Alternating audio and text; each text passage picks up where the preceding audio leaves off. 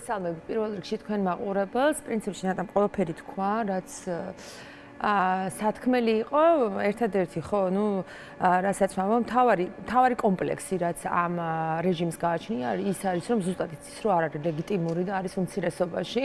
ამიტომ ყველაზე მნიშვნელოვანი მას, რაც უნდა წარმოაჩინოს, რომ ის არის ძალა, რომელსაც უმრავლესობა ემხრობა და ჩვენი რაოდენობა და ჩვენი პროტესტი და ჩვენი აქცია მისთვის არის ძალიან მტკივნეული.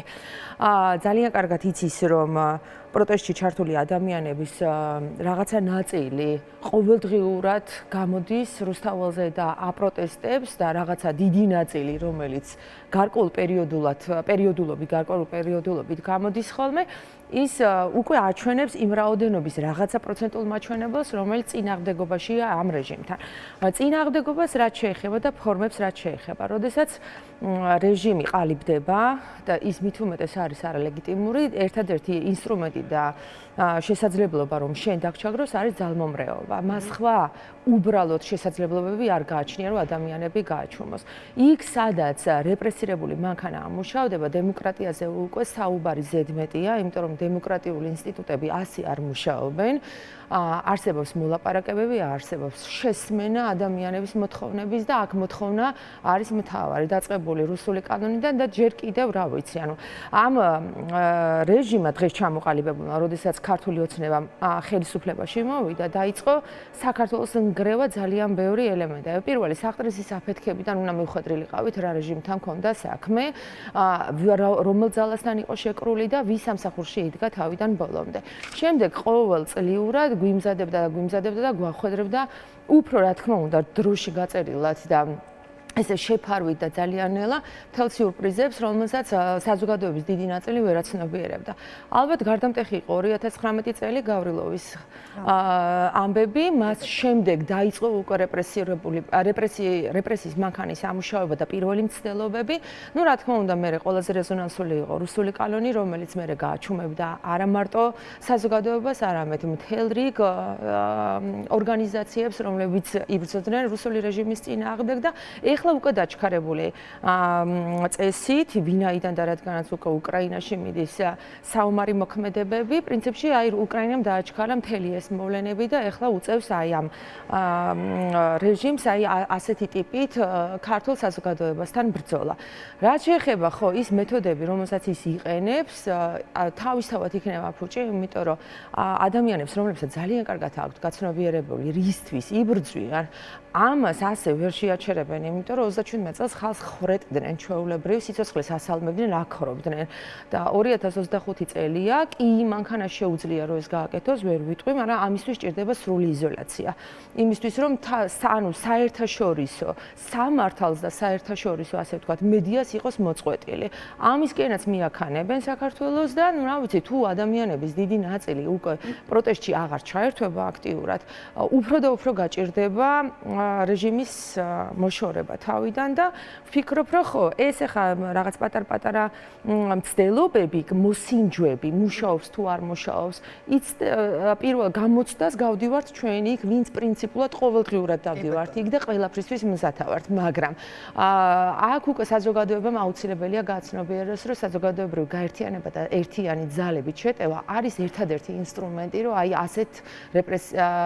ესეთ რაღაცა ძალმომრეობით თუ რა ვიცი, მოძალადე რეჟიმს ებრძოლო, მით უმეტეს, რომელიც ძალიან კარგად არის დატრენინგებული ჩვენი ტრის სპეცსამსახურების მიერ. კი ბატონო, გაუტენინო, იზოლატორში გაწარებულ დღეებზეც მინდა რომ გკითხოთ, მე ვნახე ვიდეოები, სადაც ჩანს მაგალითად თქვენ, როდესაც გამოხვედით დროშა მოხვეული თანამესაკნესთან ერთად იყავით, მე მგონია თქვენი ემოცია თუნდაც სიმღერა რაღაცა არ ვიცი რომ სწორად მინდა რომ ავხსნა პირიქით რაღაცა შემართებით რაღაცა არავითარი ესე რომ ვთქვათ რაღაცა არ შეიმჩნევა თითქოს არც ერთ ადამიანში ვინც გამოდის ამ პატიმრობის შემდეგ რომ მან შეშინდა ან რაღაცა სევდა ჰქონდა თან რამე მსგავსი ხო თქვენ შემთხვევაში როგორი იყო ეს რომ მოგვიყვეთ და შემდეგ ნატალიასაც ვკითხო ხო საბჭოთა პერიოდის კვლევის ლაბორატორიაში მოვხუდი ესე შემთხვევით ჩემი წინაპრების გამო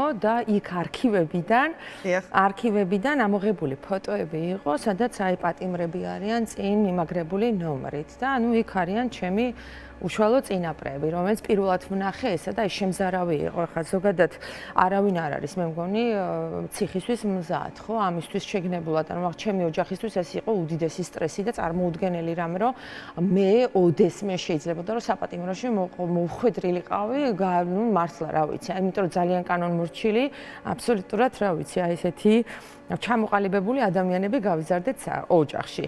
და ხა რაც შეეხება ხო თვითონ იზოლატორს საინტერესო პროცესია. ჩემ ცხოვრებაში არ ვნანობ, რომ ეს 5 დღე გავატარე იქ. არანაირად არ ვნანობ, იმიტომ რომ როდესაც რუსული ძალა და რუსული ძალმომრეობა გინდა რომ იგრძნო, ამის გარეშე უბრალოდ წარმოუდგენელია და ეს იყო ალბათ ყველაზე მცირედი, რაც შეიძლებოდა განმეცადა და გამეგო, რას განიცდიდნენ ჩემი წინაპრები, როდესაც ამ რეჟიმს ებრძოდნენ.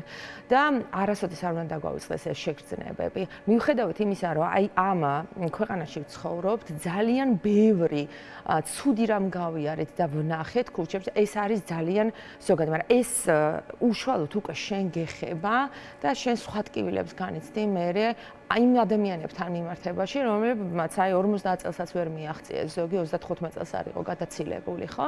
აბსოლუტურად უდანაშაულოები, დახვრიტეს, გადაასახლეს, ან სიცოცხლის ბოლომდე გამწარეს, ისე რომ ცხოვრების სურვილი დაუკარგეს. და ეს არის ძალიან მნიშვნელოვანი ეტაპი, რომ ჩვენ კარგად ვნახოთ რა ძალას ვებრძვით, სადამდე არის წამსვლელი და სისტემა როგორაა აწყობილი. აი ყველა დეტალს ვაკვირდებოდი, რა ხდებოდა სისტემის შიგნით, როგორ იქცეოდნენ და ჩემთვის აი შემზარავი იყო საქართველოს ჰიმნის შიში. როდესაც ხო, იქ არსებული ადამიანების რაღაცა გარკვეული ნაწილი ყველაზე ნამდვილად ვერ ვიტყვი, შფოთავდა, როდესაც საქართველოს ჰიმნის ხმა ესმოდა და ნუ ძალიან გამიმართლა ჩემ თანამისაკნეებში, იმიტომ რომ შეგვეძლო ისე რომ ხმებში გაგვეშალა ეს სიმღერები და როდესაც გასვლითი შესაძლებლობა ჰქონდა საათი და 20 წუთი აუცილებლად ვიყენებდით და ჩემო ქვეყანას და საქართველოს ჰიმნს აუცილებლად ვმღეროდი. დანარჩენ რეპერტუარი კიდევ ჰქონდა. მაგრამ ეს აი დაძაბულობა თუნდაც აი რამდენად მხდალია და რამდენად მშიშარაა, რომ აი სიმღერისაც კი გეშინია, რომელიც ასოცირდება თავისუფლებასთან და ბრძოლის ჟინთან. აი ეს არის გამაოგნებელი და განსაკუთრებით მამაკაცებისაგან ძალიან დამთრგუნველია, როდესაც აი შენ უფრო ძალას გრძნով და თავისუფლებას გრძნով, ვიდრე ეს სისტემური რაღაცა საზოგადოება მამაკაცების, რომლებიც აი ესე შეშინებულები, მხთალები გიყურებენ ესე თვალებში და შფოთავენ და ნერვიულობენ.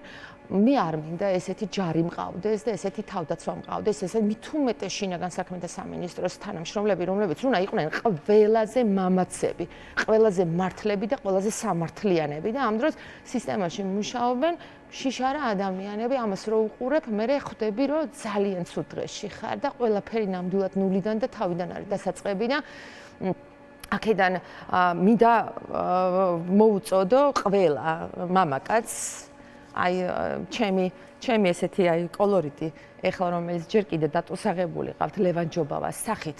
აი ამ სისტემაში უნდა მსახურობდნენ ლევან ჯობავები. აი ლევანმა გააკეთა მთელი სისტემის გასაკეთებელი საქმე ერთმა ახალგაზრდა ბიჭმა.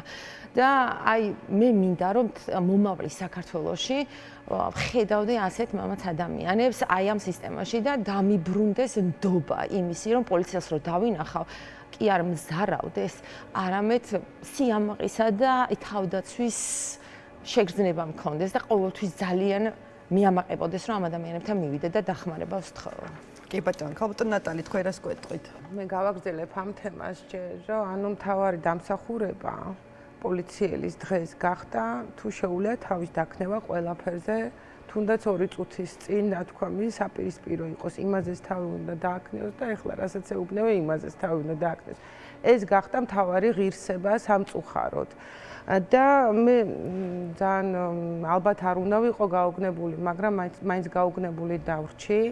ერთ-ერთი პოლიციელის პროპაგანდით ჩემს მიმართ, რომ თურმე რუსი ვარ და რატო არ უნდა მომწოდეს რუსეთი, რომელი ქვეყანა ჯობია, თურმე რამდენჯერ დაგვიცვა რუსეთმა, თუმცა ვერ დაასახელა ვერც ერთი ისტორიული მომენტი, წლები არ მახსოვსო და ვერც ეპოქა ვერ დაასახელა ეგეთი. შემდეგ ეს კლასიკური რაღაც პროპაგანდისტული მომენტები და იქვე ვერ ხედავს უკავშირს იმისას, რომ რაღაცა ომი სააკაშვილმა დაიწყო და ომი თუ სააკაშვილმა დაიწყო, მაშინ ქართველებმა დაიწყეს ომი, ანუ სააკაშვილი იყო მოგწონს არ მოგწონს ეს სხვა საქმეა. თუ შენი პრეზიდენტი იყო სააკაშვილი და ეს არის ხო ფაქტი, როცა მოხდა 2008 წლის ომი, გამოდის რომ საქართველოს დაიწყო ომი, ხო? ეხლა მარტო პრეზიდენტი ხო არ გაიქცეოდა ხის ხმლით საქმევად. ესე იგი საქართველოს დაიწყო ხო ეს ომი. ამასთან აი ვეღარ შემედავა და ხო აბა რა ქართველებმა, ანუ ქართველებმა საქართველოს როგორ დაიწყო ომი, როდესაც შენ საკუთარ ტერიტორიას არ გაცდენილ ხარ არც ერთი წამით, არც ერთი სუნთქვით საერთოდ, ანუ საკუთარ ტერიტორიაზე თურმე რუსეთს ეომებს, საკუთარ ტერიტორიაზე ეომები რუსეთს, თან ამასთან პარალელურად იძახის, რომ არის მაშინაც იყო პოლიციაში და მე ავიწყდება და მეუბნება თურმე ეს სააკაშვილის დრო რო ყოფილიყო, ანუ იმ გაგებით რომ ეს 9 წლიანი სისხლიანი რეჟიმი და მან უკვე უთხარი რომ კაცო შენ ხარ ხო იმ რეჟიმის წარმომადგენელი, შენ მაშინაც რეჟიმს ემსახურებოდი, ეხლაც რეჟიმს ემსახურები, მე მაშინაც რუსთაველზე ვიდექი, შევარდნაძის დროსაც რუსთაველზე ვიდექი. დღეს თუ არ არის ის სისხლიანი რეჟიმი, მე უნდა მითხრა მადლობა და შენ მაშინაც მონა იყავი და ეხლაც მონა ხარ, მეთქი აღარ მოვერიდე ეს ერთადერთი იყო, სადაც შეიძლება მთლად არ დავიცავი ასე. ანუ ქავტონატ ძალიან იგრძნობა, რომ აი რაღაცა პროპაგანდით განშღენთილები არიან სისტემის შიგნით, ეს ასე თვალსაჩინოა, მათ შორის თუნდაც რაღაცა დიალოგის დონეზე. მეცაც გეტყვით, რომ ვინც არ არის გაჟღენთილი, ანუ ერიდება ღიად გამოხატოს თავისი აზრები და ჩვენც გვერიდება ხოლმე რომ დავასახელოთ სასამართლოშიც კი მომერიდა ეს სახელები მეთქვა იმ ადამიანების რის გამოც თუნდაც არ გადამიკეტავს, მაგრამ გადავედი რუსთაველზე, იმიტომ რომ რაღაცაით ვერიდები რომ მე ეს ხალხი არ გახდეს ამ რეჟიმის მორიგი მსხვერპლი. ამიტომ სახელებს მეც ვერიდები ხოლმე რომ დავასახელო. არ ვიცი, ახლა უბრალოდ ადამიანი ხარ და რაღაც არ გინდა, ვინც შენ ხო არ იცი წინასწარ ვინ არის ფსიქოლოგიურად მზად და არ გინდა ვიღაცა დარტყმის ქვეშ მოაყენა. ხო, ვის რა პრობლემები არ მინდა გამორჩეს, პირადად მე საკანში არაჩვეულებრივი თავგადასავალი მქონდა, არანაირი სირთულე არ მქონია, იმიტომ რომ არაჩვეულებრივი ხალხი გავიცანი. ლორენა ბერია, მარია ტალიაშვილი და ჩემი კოლორიტი ლიკა შავგულიძე. ამ ხალხმა ისე გადამატანინა ეს დღეები, რომ ანუ აი არ ვიცი, ეს არაფერს არ ვნანობ აბსოლუტურად. ეს ძალიან ძვირფასი გამოცდილება არის. და მინდა გითხრათ, არსებობს აზრი, რომ ტყუილად ვაჭერინებთ თავს რუსთაველზე გადაკეტვით და იცით რა, არ ვაჭერინებთ ტყუილად, იმიტომ რომ ჩვენ, აი ლიკას უმაგას იძახდა, რომ 4 დღე, 5 დღე, 2 კვირაც გაძლევ, აი იმ ხალხს წლობით რომ მიუსაჯეს არაფრის გამო, იმათ ჩვენ ვეიმედებით. და შეიძლება რუსთაველი არ გადაკეტო, მაგაში არა ის საქმე, მაგრამ რომ პროტესტი არ ჩამცხრალა, ეს უნდა იყოს თვალსაჩინო. კი ბატონო, ძალიან დიდი მადლობა. მადლობა თქვენ, მადლობა ჩვენი სტუდიის სტუმრებს. ჩვენს ეთერში ახლა მცირე სარეკლამო პაუზის დროა, რამდენიმე წუთში რეკლამის შემდეგ დავბრუნდებით.